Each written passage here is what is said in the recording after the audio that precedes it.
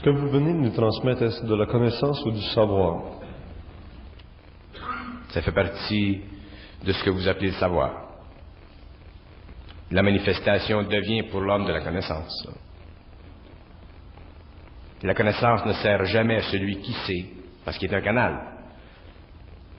Le robinet dans lequel l'eau passe ne questionne pas l'eau qui passe, il sert simplement à faire passer l'eau, c'est la même chose. Quand on est en savoir, on n'est jamais intéressé à la connaissance. Il y a deux questions ici, moyennement personnelles. Vous vous adressez aux hommes en disant « vous ». Expliquez votre condition, origine ou réalisation qui vous différencie, s'il y en a. Me différencie de quoi? Des autres. Quand vous vous adressez aux gens, vous dites « vous, les humains de la Terre », etc. Quand je parle d'une façon objective et que j'emploie le « vous », c'est pour faire comprendre aux gens qu'il y a une différence entre la conscience mentale et la conscience supramentale. Dans la conscience supramentale, le « je » n'est pas impliqué, et si le « je » n'est pas impliqué, la vertu du « je » ne s'applique pas en relation avec les hommes. Et si le « je » veut parler à des hommes, dans le cadre de la formation de l'intelligence supramentale pour diriger vers l'intellect humain sur le plan mental inférieur de l'information, le mouvement supramental se fait toujours en relation avec une vibration qui doit séparer les hommes qui sont conditionnés par les forces de la planète et les hommes qui ne sont pas conditionnés par rien. Et dans ce processus-là où il y a une différenciation qui s'exécute, qui se fait valoir à l'intérieur du sein de la conscience supramentale, c'est pour faire connaître qu'il y a sur le plan matériel, sur la Terre, deux types d'hommes, des hommes qui fonctionnent en horizontal et des hommes qui fonctionnent en vertical. Et les hommes qui fonctionnent en vertical ne sont pas forcés de vivre leur vie dans le cadre des lois de l'homme, telles qu'établies par la conscience égoïque de l'homme. Est-ce que l'âme a le pouvoir de laisser l'homme avant sa mort? Est-ce que l'âme a le pouvoir de laisser l'homme avant sa mort? C'est une question qui est drôlement posée. S'il y a dans l'homme, dans l'expérience de l'homme, une extériorisation quelconque, en dehors de l'enveloppe matérielle, cette extériorisation n'est pas exécutée, vécue au niveau de l'âme. Elle est vécue soit au niveau du corps astral ou soit au niveau du corps éthérique. Et si elle est vécue au niveau du corps éthérique, à ce moment-là, l'enveloppe éthérique contient l'énergie de l'âme et l'enveloppe éthérique permet de toujours maintenir une relation vitale avec le corps matériel. De sorte que ce n'est pas l'âme qui se substitue dans l'expérience, mais un des principes de l'homme. L'âme doit toujours être là pour que les principes soient manifestés.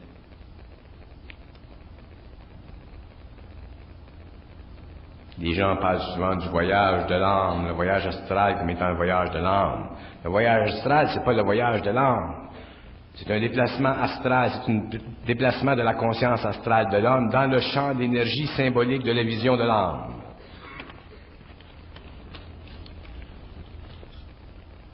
On appelle ça le voyage de l'âme parce que dans cette expérience-là, l'homme atteint des sommets de haute spiritualité. Mais les sommets, ces sommets de haute spiritualité qui font partie de la conscience astrale de l'homme sont quand même des sommets de haute vision spirituelle. Et tous les sommets de haute vision spirituelle correspondent à des images qui servent à donner à l'homme l'intelligence de sa spiritualité, mais non l'intelligence cosmique.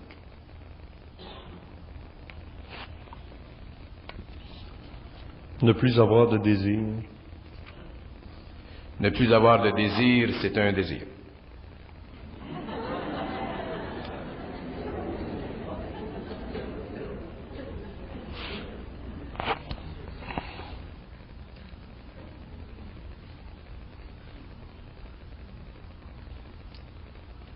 Croyez-vous qu'il y a présentement sur la planète une âme réalisée qui vienne essentiellement pour aider les autres êtres de la matière à découvrir cet état sans émotion qui est la lumière, cet être qui viendrait pour accélérer la réalisation que doit faire tout être humain afin de retourner à sa propre source. Croyez-vous qu'il existe actuellement cet être sur la planète? Faut lire les journaux. Sportive. Ben, star quelque part. En continuant dans la ligne de pensée sur l'âme, que sont les âmes jumelles et ont-elles une part à jouer dans leur évolution respective? J'ai déjà expliqué que le concept de l'âme jumelle, le concept de l'âme sœur, c'était un concept humain qui sert à sécuriser l'homme dans la spiritualité de son union avec des hommes sur le plan matériel. Le concept de l'âme jumelle, c'est un concept qui favorise l'union spirituelle entre deux êtres, mais c'est une forme. Les âmes en évolution, les âmes perfectionnées, les âmes très évoluées sont totalement autonomes et indépendantes et il n'y a aucune expression dans leur vie du sentiment d'être jumeaux.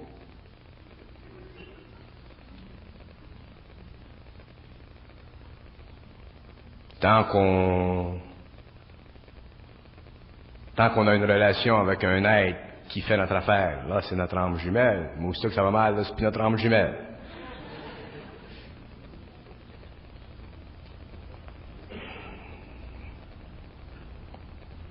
Il y a toujours deux bosses sur le dos d'un chameau.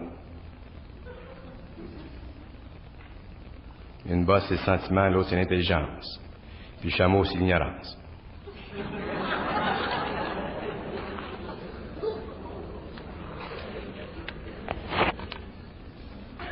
La loi de la compensation existe-t-elle ou ce n'est encore qu'une illusion pour accepter ou assumer avec espoir certains moments frustrants dans notre vie terrestre? La loi de compensation, elle existe dans ce sens qu'elle définit les rapports probables dans l'exécution du plan de vie d'une personne, toujours selon sa volonté. Plus la volonté d'une personne est grande, plus la loi de compensation diminue, parce que plus la loi d'exécution prend place dans sa vie. Et si vous êtes obligé de vivre votre vie sous la loi de compensation, à ce moment-là, vous êtes obligé de subir votre vie. Si vous êtes en dehors de la loi de compensation et que vous vivez sous la loi d'exécution, à ce moment-là, vous vous servez de votre intelligence créative et de votre volonté pour tracer le chemin de votre destinée et arriver et aller là où vous voulez. À ce moment-là, dans votre vie, il n'y a plus de compensation, il y a simplement de la créativité exécutive.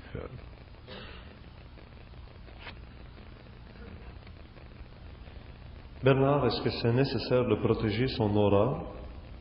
Quel est le moyen de protéger son aura? Est-ce que la sexualité empêche l'individu d'évoluer? Bien, ça c'est des formes spirituelles, du mysticisme. L'aura, occupez-vous-en pas. Les gens s'occupent, s'inquiètent. C'est ça, être homme. Être homme, c'est s'inquiéter. On s'inquiète de l'aura, on s'inquiète de notre pipi, on s'inquiète de tout. Puis quand on s'inquiète, on crée des formes. Il y en a un qui vous dit la sexualité, c'est pas bon, ça retarde ton évolution, fait que là, tu deviens mystique. Ensuite, on rencontre un autre qui dit être mystique, c'est pas bon, parce que tu retardes ton évolution supramentale. Fait que là, tu descends de la montagne. Tu t'arrêtes jamais. Tu fais tout le monde. L'homme doit devenir autonome dans sa sagesse. Il doit pouvoir exécuter son savoir. Être autonome dans sa sagesse, c'est se fier à soi-même le plus possible, jusqu'au moment où on en arrive par nos erreurs à être sûr, puis jusqu'on en arrive plus tard par notre souffrance à être sûr d'être sûr. Puis quand vous êtes sûr d'être sûr, tu t'occupes plus de ta sagesse, puis tu t'occupes plus de ta sexualité, puis tu t'occupes plus de ton pipi, puis ce que les autres disent. Tu vis ta vie comme tu la vis. Tu bois ton lait comme ça te plaît.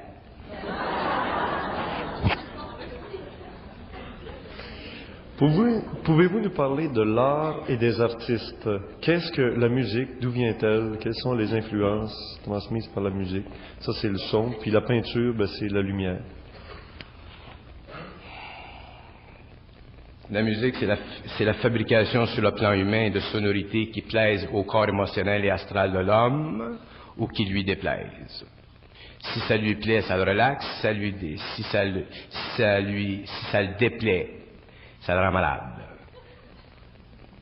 Les gens sont, dans le cadre de la musique, incapables, à cause de la forme très puissante de la culture, de dire ça me plaît, ça me plaît pas. Parce que tout le monde dit que ça plaît, ben, faut que ça te plaise un petit peu.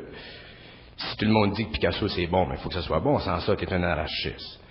Si tout le monde dit ça c'est bon, il faut que ça soit bon, sans ça, tu es un anarchiste. Fait que les gens perdent leur individualité, ils se font cultiver. Alors, la musique telle qu'elle est vécue par les gens, elle est vécue culturellement, puis souvent, ça nous rend malade.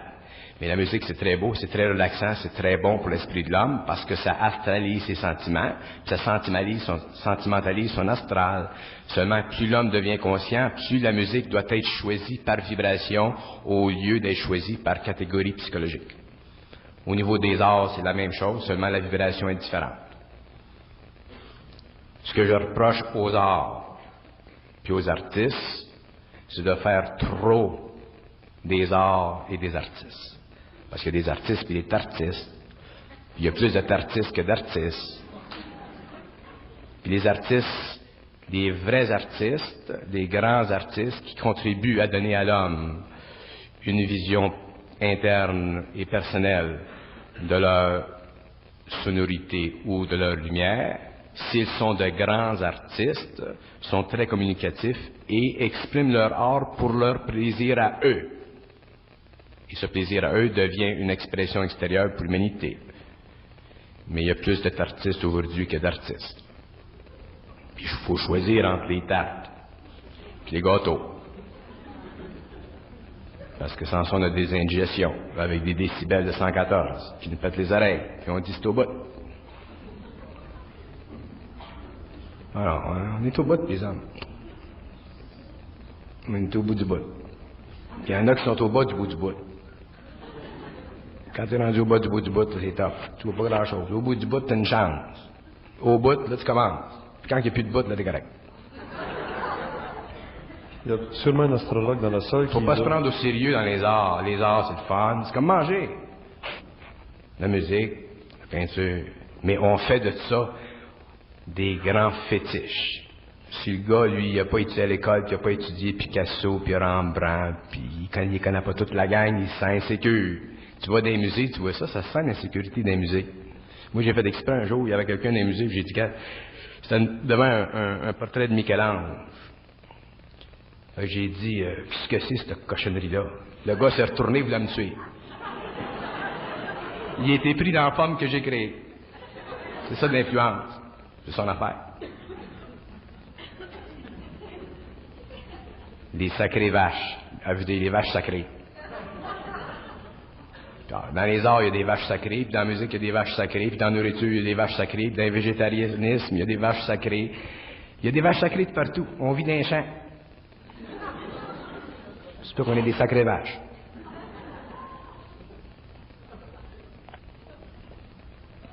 Une belle question, justement. On doit faire ceci, on doit faire cela, mais comment préparer son jardin afin que la lumière l'atteigne pour faire pousser tous les fruits qui sont en nous? Préparez-les, puis quand ce sera prêt, ça descendra.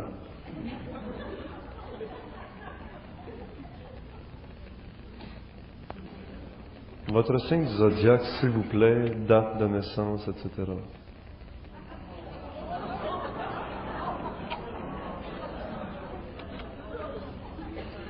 Ah, il y en a une que je n'ai pas osé demander à Bernard encore. Il m'aurait dit, il dit ici, vous dites que... Ils sont capables d'exécuter ces plans-là. Qu'est-ce que le 7e principe de la création? Le 7e principe de la création, c'est l'organisation moléculaire de l'énergie, lorsqu'elle est véhiculée par l'espoir de la lumière, en relation avec le temps interne du feu cosmique des alephes. Le feu cosmique des alephes détermine la précision avec laquelle la lumière doit s'orienter dans les sphères, et lorsque la lumière s'oriente dans les sphères d'une façon parfaite, parce qu'il n'y a pas dans les sphères d'ingérence, à ce moment-là, le 7e principe de la création se manifeste, et on a dans la création du monde l'explosion des galaxies.